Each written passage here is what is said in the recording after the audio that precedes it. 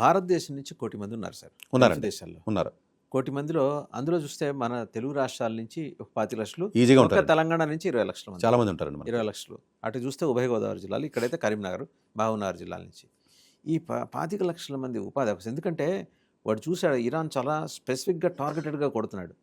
Commercial establishments, అన్నీ అంతేనండి. Tourist attraction centres and సరే ఎంబసీ, యుఎస్ ఎంబసీలు కొట్టడం ద్వారా ఏంటంటే యుఎస్ మానసిక యూఎస్ ఏముందండి, అన్ని కమర్షియల్ కదండి. కమర్షియల్ అడే వాటర్ ప్లాంట్లని లేకపోతేనేమో డీసాలినేషన్ గోదావరి కొట్టాడు కదా. కరెక్ట్ గా ఇంకా 4 వారాలు మాత్రమే వాళ్ళు మంచినీళ్ళు అంతే అలా కొట్టాడండి. అంటే అది ఇంటెన్షనల్ గానే చేస్తున్నారు. ఇట్స్ నాట్ దట్ ఏదో ఇదంతా కూడా మన పనిచేస్తున్న మనవాళ్ళ మీద పడుతుంది కదా సార్.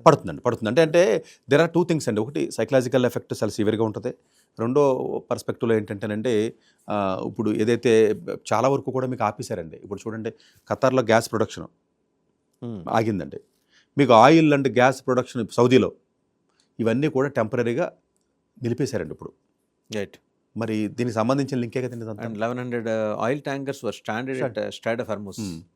ఇంకా నాకు తెలిసి వాళ్ళది ఇన్సూరెన్స్ మీద నెట్టి ఏదో చెప్తున్నారు తప్ప జనాలు అది అసలు కాదండి. అది నథింగ్. దానికి ఏదో ఇన్సూరెన్స్ రైడర్స్ లాగా ఏదో ఉంటాయి, వాటికి ఇన్సూరెన్స్ ఎలా ఉంటే ఎలా ఉండాలని ఉంటాయి. ఇన్సూరెన్స్ కాదు, కావాలని చెప్పేసి మొత్తానికి పర్పస్ఫుల్లీ డాలర్ పడిపోతున్న డాలర్ తిరిగి పెంచుకోవడానికి అమెరికా చేస్తున్న కుట్రలో భాగంగా ఇదంతా జరుగుతుంది అనే ఒక వాదన ఉంది. నిజం అవ్వచ్చు అంటే బట్ ఈ ఆర్గ్యుమెంట్ కొంత మేరకు లెజిబిలిటీ ఉందని అనిపిస్తుంది. అంటే మీరు అంటే ఎన్నో ఫ్యాక్టర్స్లో అది ఒక ఫ్యాక్టర్. డెఫినెట్గా అది కాదంటలేదు. కానీ బట్ డెఫినెట్ నిన్న యుఎస్ పార్లమెంట్లో కూడా అసలు ఎందుకు వారు చేస్తున్నావు అడుగుతుంటే జనం అడుగుతున్నారు. పబ్లిక్, యుఎస్ పబ్లిక్ కూడా నువ్వు ఎందుకు చేస్తున్నావు అడుగుతున్నారు. సోమవారం కాంగ్రెస్లో అడుగుతారు ఆయన ప్రెసిడెంట్. అంతే కదా, అసలు దీని పరిస్థితి అని అడుగుతారు.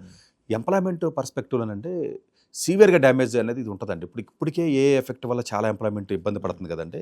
ఇప్పుడు ఎప్పుడైతే మీకు గల్ఫ్ రీజియన్ ఇలాగా ఏదైతే ఇబ్బందికరమైన పరిస్థితి వచ్చిందో, మెజారిటీ ఆఫ్ ద కేసెస్లో ప్రతి దేశంలో మీరు అబ్జర్వ్ చేయండి, 2024 ముందుకి ఇప్పటికి, రష్యా వారు రాకముందు ఉక్రెయిన్కి డిఫెన్స్కి ఎక్కువ డబ్బులు పెడుతున్నారు చూడండి.